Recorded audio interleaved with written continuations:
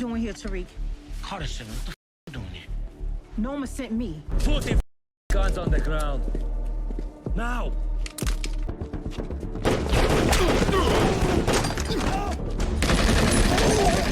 Being that Kane and Noma are getting married on Saturday, I say that's the day we take our shot at her.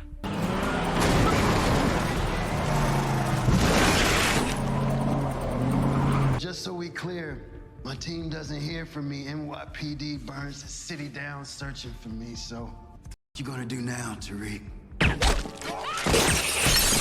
Noma found out we was trying to kill that. Oh, Carter. Where's Kane? He's still inside.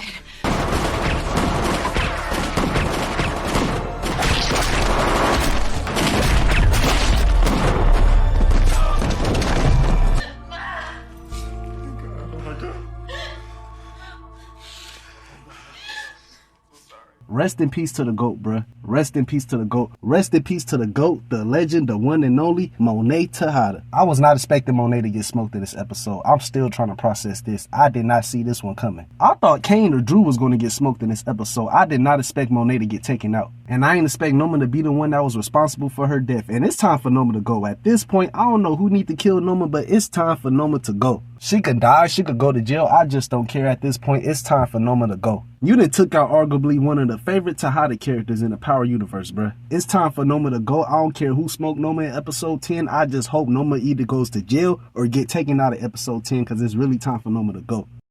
But what's the deal, YouTube? What's good with y'all? What's up with everybody? I go by the name of DC, and in today's video, I'm going to be recapping episode 9 to Power Book 2 Ghost Season 4 and let y'all know how I felt about the episode, as well as breaking down the episode for y'all. But before I get into that, if this is your first time coming across my channel and you like the content that I upload and create, hit that like button to help this video get recommended across the algorithm. Turn on your post bell notification button to support the channel and to get updated on all content I post on my channel, including my community wall. And leave your thoughts and opinions down below in the comment section, and y'all let me know y'all thoughts about episode 9. Overall, to me, this was one of the best episodes so far in season 4. I thought episode 6 was the best episode in season 4, but after watching this episode, episode 9 is now my favorite episode. Rest in peace to Monet Tejada. Long live the GOAT, bruh. Long live the GOAT. I really cannot believe Auntie Monet is no longer here with us no more. Auntie Monet went out like a G in this episode to save Kane's life. And Monet proved to everybody in this episode that she loves her kids no matter what. And she will sacrifice her own life to protect her kids. And she proved that in this episode when she sacrificed herself to save Kane's life at the end of the episode. And how this went down, which led up to Monet's death at the end of the episode. Because at the beginning of the episode, Tariq got a call from Carter. And Carter told Tariq he needs him to go out to Staten Island to take care of some drug dealer who's been causing issues for Carter, which is a drug dealer who goes by the name of Vicky. And this Vicky drug dealer operates out of an amusement park that's in Staten Island. And Noma sent Monet on the same mission later on in the episode when the Tejadas was at Kane's penthouse having dinner with Noma and her family, which raised concerns for Drew and Diana later on in the episode when that was at Kane's bachelor party. Because earlier in the episode, before Drew and Diana attended Kane's bachelor party, Drew went to go meet up with Zion's old crew to pick up some money from them, and Zion crew started cracking jokes on Drew on whether or not that they should answer to him or Tariq, since Carter had Tariq go out to Staten Island to take care of the dealer for him instead of Drew. And while Drew and Diana was kicking it with Kane at his bachelor party with their cousins from out of town, who was played by Lil Durk. Lil Durk made a guest appearance in this episode, and according to his character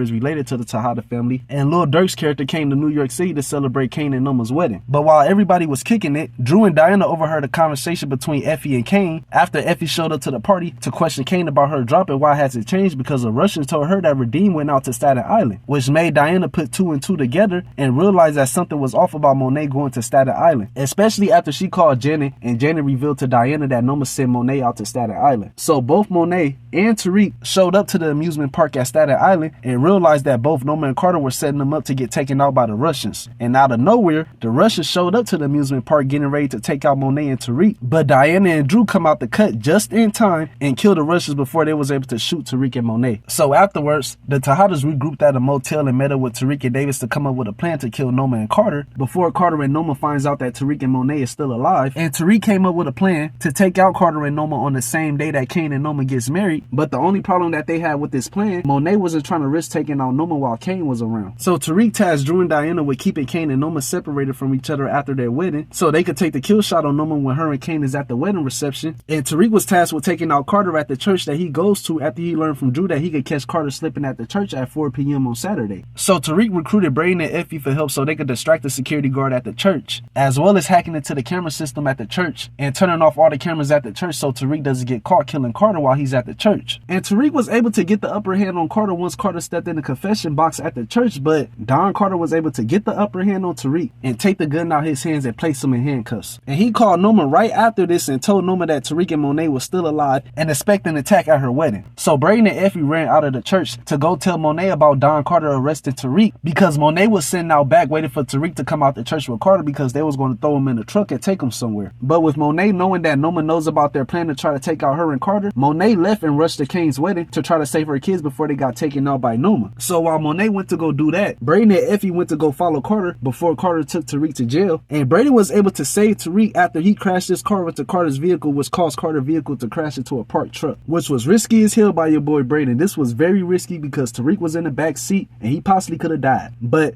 Tariq was alright, he was good, he ain't had no scratches on him or nothing like that. Braden and Effie took Tariq back to the undisclosed location where they had Carter hiding at. And Carter told Tariq, Braden, and Effie straight up that if his team doesn't hear from him in 24 hours, then NYPD is going to burn the city down looking for him. And he got Tariq and Braden on camera killing Zion. He let that be known to Tariq when him and Tariq was at the church. And Carter was just sitting there looking at Tariq like, bro, what you gonna do now? Like, the feds is going to be everywhere looking for me if they don't hear from me in the next 24 hours. Like, what you gonna do now? What you gonna do? And I really want to know, what is Tariq gonna do about this one, because it's not looking good for him or Effie or Braden. They all might be going to jail in episode 10 for kidnapping Carter if they don't come up with a plan ASAP to figure out a way to get themselves out of this situation. Because according to the episode 10 trailer, Tariq is going to have to find something on Carter to get himself out of this situation, because it's looking like the police is about to be looking for him, Effie, Braden, as well as the Tejadas and Noma in episode 10. So I don't know how Tariq is going to get himself as well as Braden and Effie out of this situation, but he's going to have to come up with a plan fast, because it's not looking good for him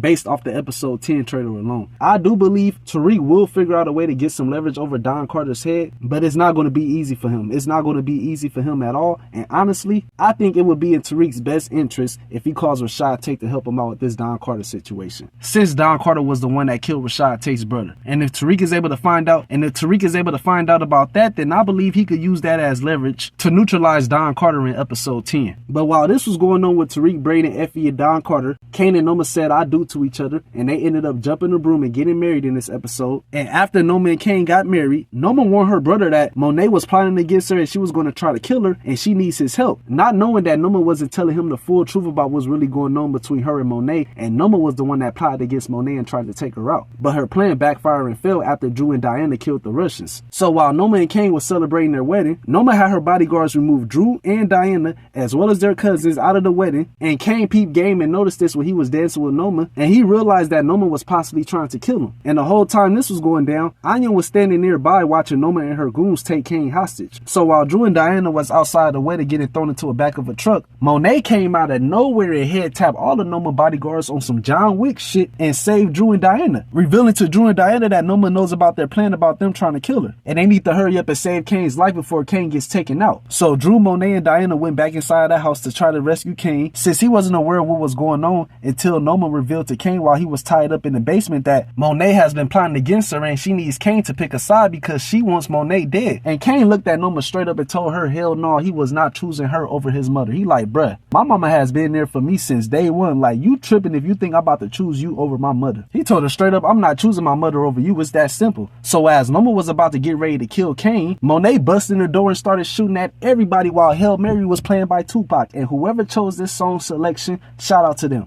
But as Monet was ducking for cover, she realized that Kane was laying in the middle of the crossfire between her and Noma, and Kane couldn't do nothing to get himself to cover because he was tied up to a chair. And as Noma ordered her soldiers to take out Kane, Monet came from behind the wall and sacrificed herself to save Kane and got shot by Noma and her goons multiple times. This is one of the most heartbreaking death scenes I done ever seen in the Power universe. Besides Kanan getting killed in season 5 of the OG Power and Ghost getting killed by Tariq in season 6. Outside of those 2 deaths alone, this death was one of the most heartbreaking deaths I done seen in the Power universe so far. And what makes this whole situation crazy is the fact that Monet died right in front of Kane, and Kane couldn't do nothing about this. He literally sat there and watched Noma kill his mother. And Kane, I ain't gonna front, bruh. I might have to put Monet's death on you. I might have to put this death on you, because if you would have just listened to your mama, your brother, your sister, even Effie, when they constantly kept telling you not to trust Noma and that Noma is just using you to get what she wants at the end of the day and you just a pawn to her,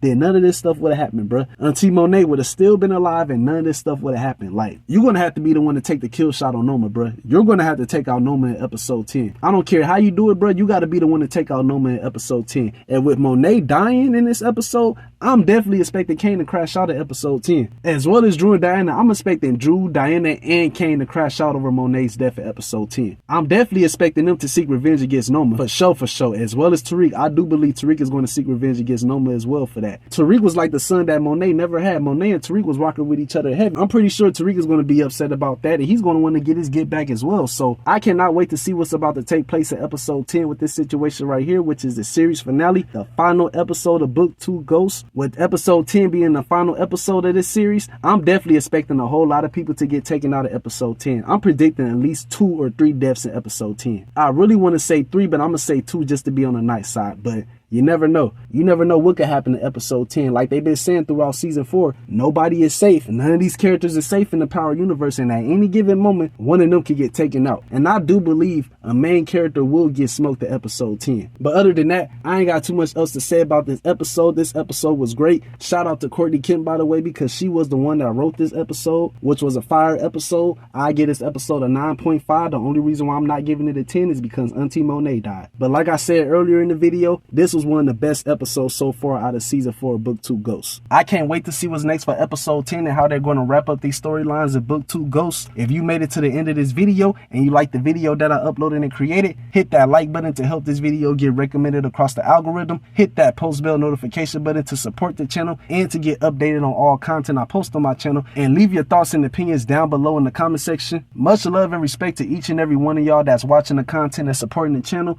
I appreciate y'all. Y'all take care, y'all be safe, and God bless.